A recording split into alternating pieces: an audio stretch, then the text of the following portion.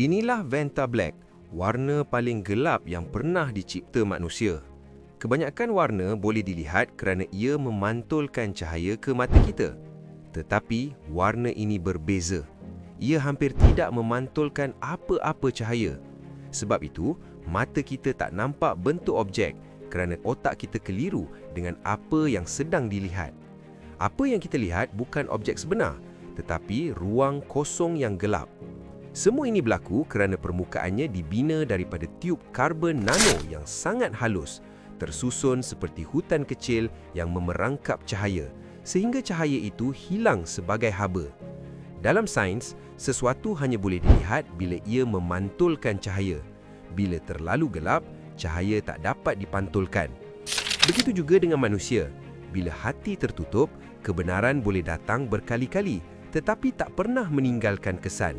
Bukan kerana cahaya itu lemah, tetapi kerana tiada ruang untuk menerimanya.